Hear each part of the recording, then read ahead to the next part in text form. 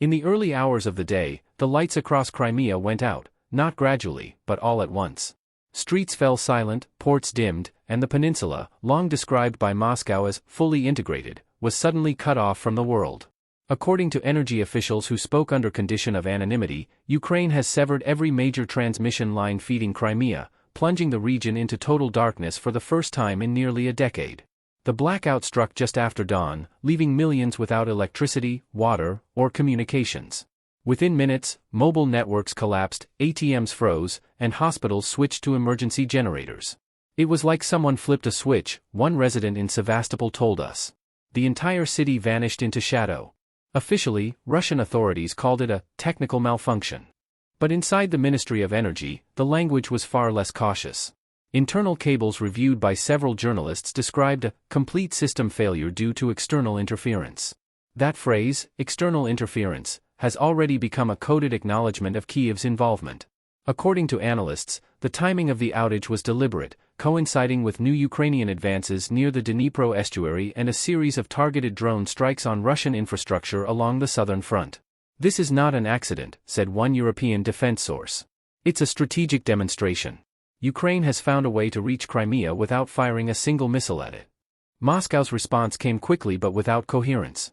By mid-morning, emergency task forces were convened across the peninsula, and state television began broadcasting images of repair brigades working tirelessly to restore power. Yet residents say the footage looked staged, the same crews appearing in different cities within hours, the same slogans repeated word for word. They tell us not to panic, a teacher in Simferopol said. But the panic is already here. It's not the darkness that frightens people. It's the silence. Behind the scenes, panic has reached the upper levels of government. A source close to the presidential administration confirmed that the Kremlin ordered all federal agencies to classify updates from Crimea as restricted. Even governors in neighboring regions reportedly received only partial information.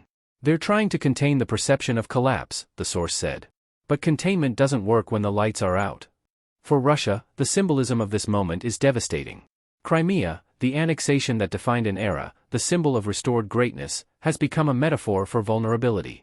The blackout has stripped away the illusion of control that the Kremlin spent years constructing. The peninsula once marketed as a triumph of national unity is now dependent on diesel and candles. They told us this was forever, one resident wrote on social media before the connection failed. Now forever has an expiration date. And as the hours pass, one uncomfortable truth begins to sink in among Russia's elite: the war that was meant to showcase power has instead revealed its limits. Ukraine didn't need to bomb the Kremlin or seize territory. It only had to turn off the light, and remind everyone watching how fragile the empire truly is. By midday, the blackout had become impossible to disguise. Every major city in Crimea, Sevastopol, Simferopol, Yalta, Kerch, remained without electricity. Traffic lights hung dead over empty intersections, refrigerators in markets thawed into silence, and the few functioning radio transmitters broadcast nothing but fragments of emergency updates. What was initially framed as a temporary disruption was now a total collapse. Even government buildings, usually exempt from shortages, were operating on borrowed power from mobile generators. "We're prioritizing hospitals and defense facilities," one energy official said reluctantly.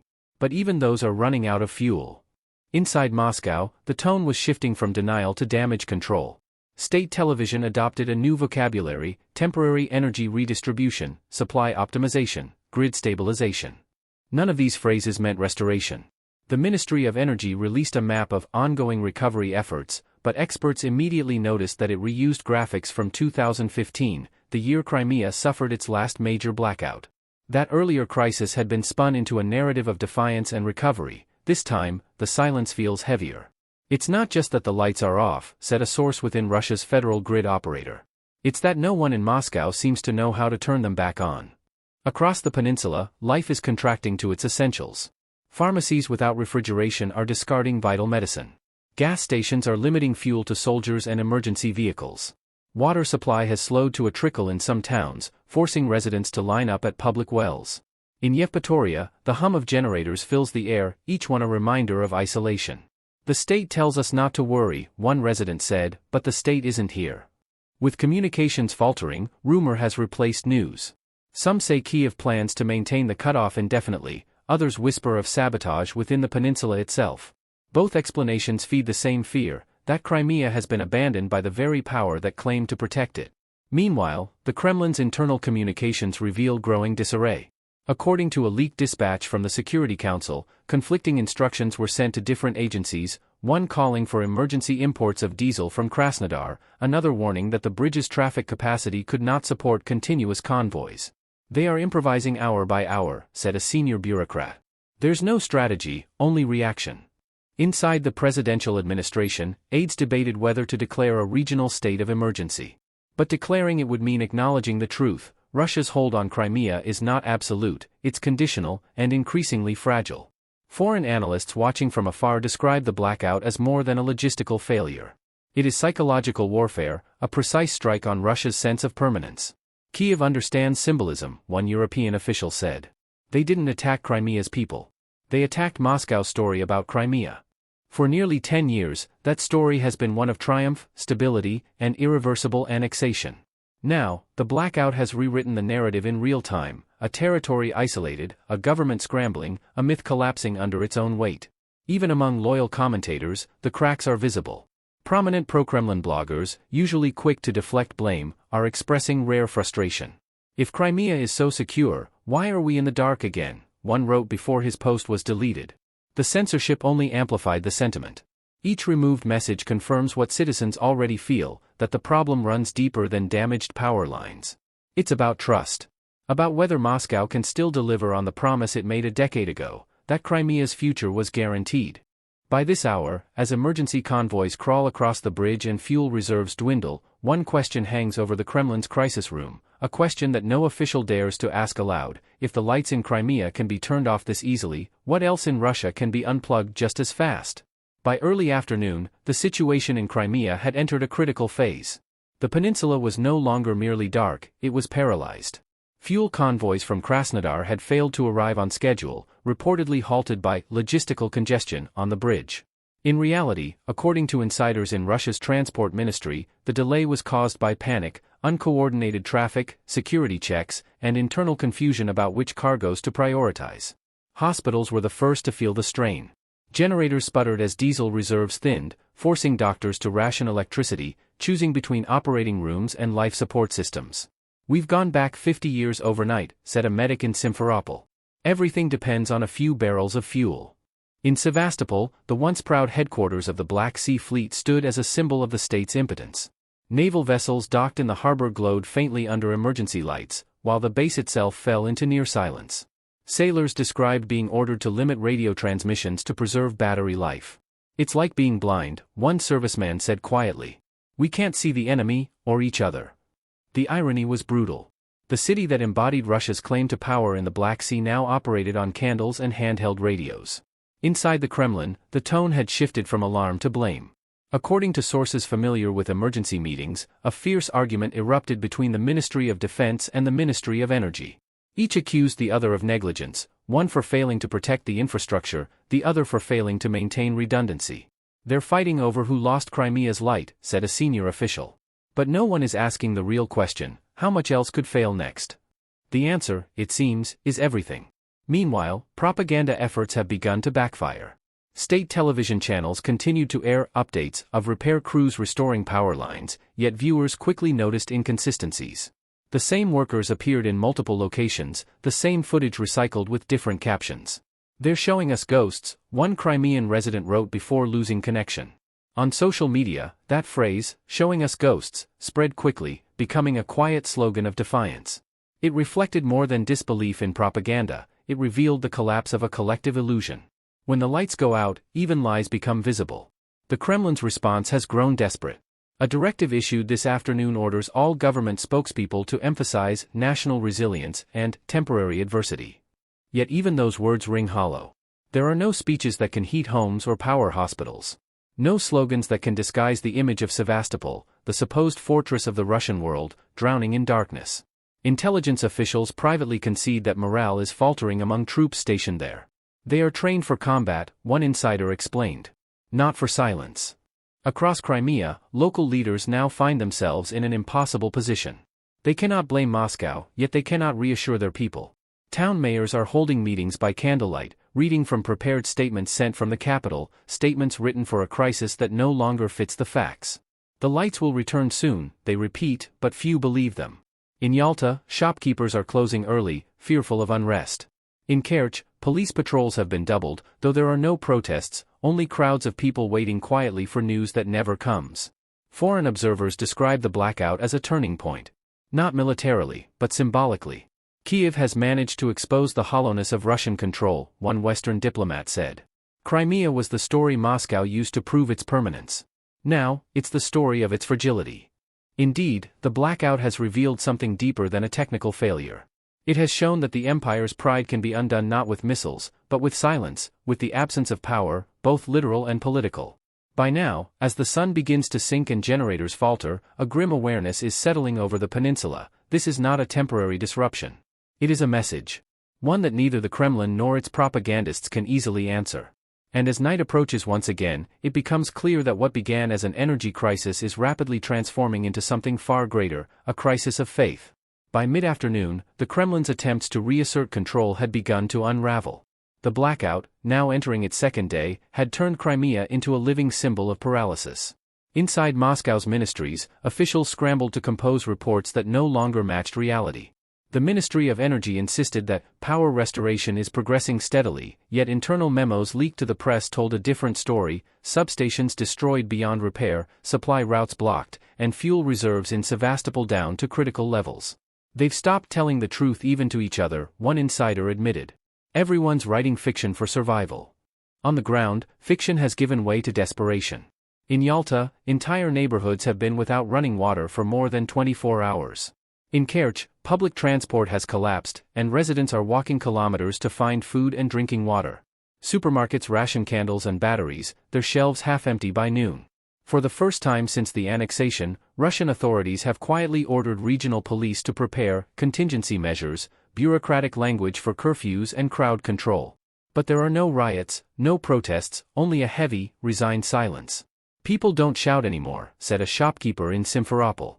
They just stop expecting anything. Inside the presidential administration, tempers flared. The Security Council accused the Defense Ministry of failing to protect the transmission corridors north of Crimea, while energy officials warned that repairs could take weeks even under ideal conditions. A proposal to declare martial law over the peninsula was reportedly dismissed as politically catastrophic. The president's advisors, according to sources familiar with the briefing, were divided between those urging escalation against Ukraine and those advocating restraint. They are trapped, said one of the participants. To retaliate means to admit weakness, to stay silent means to confirm it. State television continued its performance of normalcy. Footage of bright, bustling streets, filmed months ago, played on loop while presenters praised the heroic efficiency of repair crews. But the disconnect between screen and street has become impossible to hide. Viewers recognize the deception instantly. The images no longer soothe, they irritate. They show light, a resident in Sevastopol said, but we're sitting in the dark. It's like they've forgotten we exist. Even among Moscow's loyal elite, unease is spreading. Senior officials privately describe the blackout as a fracture in the myth, proof that Russia's dominance over Crimea is as fragile as the wires that powered it. One oligarch with close ties to the energy sector reportedly told colleagues that the war is turning against the state itself. His comment was not about the battlefield, but about perception, the slow realization that power, once broken, cannot simply be declared restored. Meanwhile, Ukraine has maintained a deliberate silence. There are no triumphant statements, no images of destruction, no claims of responsibility.